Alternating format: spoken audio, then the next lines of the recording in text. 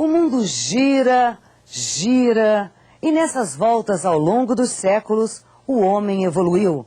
As barreiras que dividiam os povos há alguns séculos, como as grandes distâncias e a ausência de comunicação, foram rompidas. Hoje, apesar das diferenças, vivemos num mundo singular, numa sociedade quase única. É o início de uma nova era, onde cada um de nós é personagem principal da chamada Sociedade Internacional Contemporânea.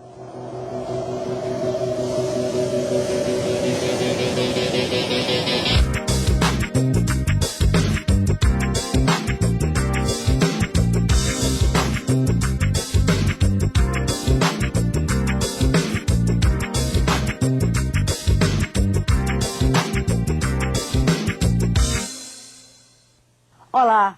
No Conexão Mundo de hoje, vamos saber como se formou e qual a importância da sociedade internacional contemporânea no mundo globalizado. Vamos conhecer que papel ela exerce nas relações internacionais e que influência mantém sobre as decisões governamentais. Você também pode acompanhar o programa pela internet. O endereço é www.senado.gov.br/ILB. Na semana passada, analisamos a sociedade internacional como um dos conceitos fundamentais do estudo das relações internacionais. Vamos relembrar o que falamos sobre o assunto. Sociedade internacional é o conjunto de entes que interagem de maneira sistêmica, em uma esfera internacional, sob a influência de forças profundas. Assim, temos os diversos entes, também chamados de atores, que vão atuar dentro de um sistema internacional. É o caso, por exemplo, das empresas multinacionais. Lembra do conceito de ator?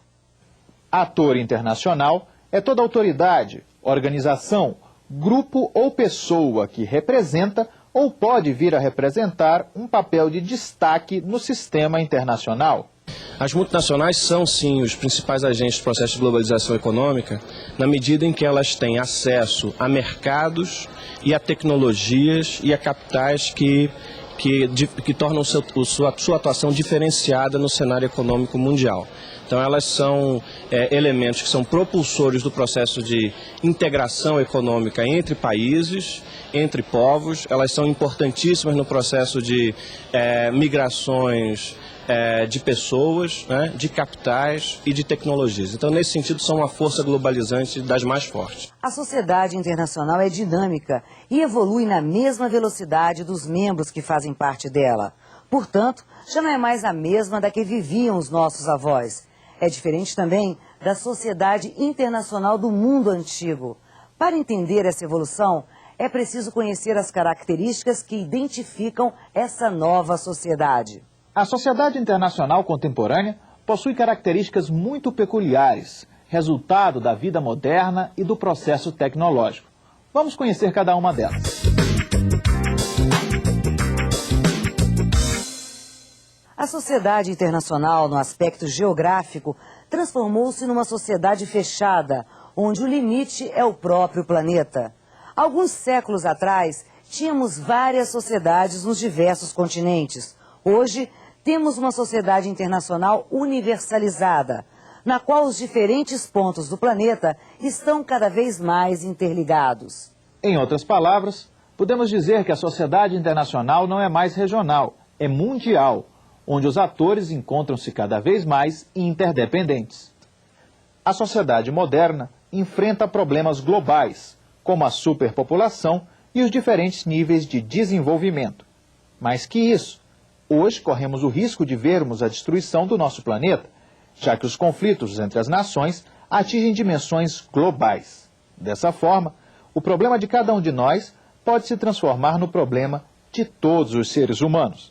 Por outro lado, apesar das desigualdades econômicas e sociais, o homem vem percebendo cada vez mais que a sociedade é única e que a violação aos direitos humanos de uma única pessoa é uma agressão contra toda a humanidade. É importante que o mundo gaste cada vez menos com armas e recorra cada vez menos às guerras.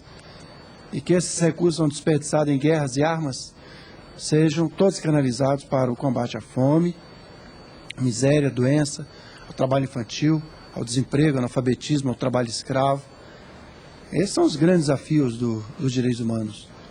Os direitos humanos não são só direitos formais, as liberdades civis, políticas.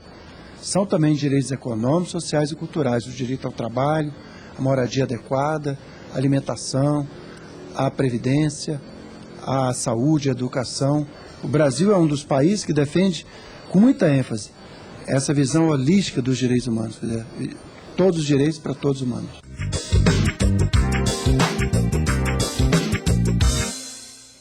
Além dos estados nacionais, existem outros atores interagindo na sociedade internacional contemporânea, entre os quais destacamos as organizações internacionais, como a Organização das Nações Unidas, a Organização dos Estados Americanos, a Organização Mundial do Comércio e a Organização Internacional do Trabalho.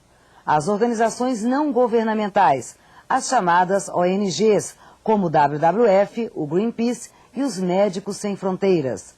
Temos ainda as empresas transnacionais e multinacionais, além dos próprios indivíduos.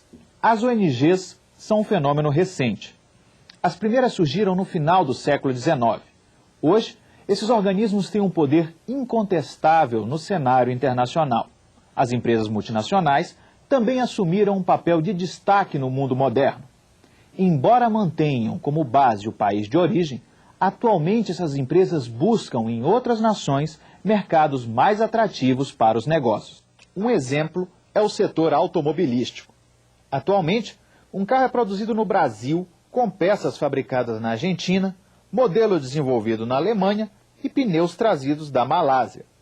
Os indivíduos também passaram a ocupar um papel importante no sistema internacional. Não somente por causa da condição de chefe de Estado ou líder religioso, mas pelas características e condutas pessoais. É o caso, por exemplo, do dono da Microsoft, Bill Gates, e do terrorista Osama Bin Laden. Dessa forma, na nova sociedade internacional contemporânea, o Estado continua como ator principal, mas não é o único. Para alguns críticos, o Estado tem perdido espaço para as empresas, ONGs e as próprias pessoas.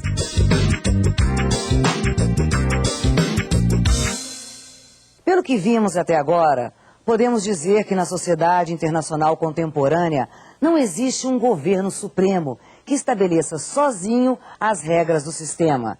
Nesse caso, dizemos que a sociedade moderna é anárquica, sem um governo central. Essa característica é diferente dos governos nacionais, nos quais o Estado é soberano.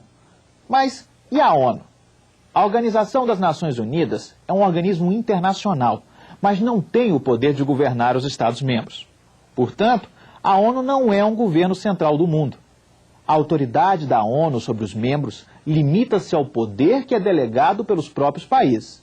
Dessa forma, dizemos que no sistema internacional não há um poder central, mas uma ordem estabelecida pelo equilíbrio de força dos países. A interdependência entre os países tem aumentado também as desigualdades entre os povos. É o que você vai ver no próximo bloco. E também, os grupos terroristas se conformam hoje numa das principais ameaças à paz e à segurança internacional. Não saia daí, voltamos já.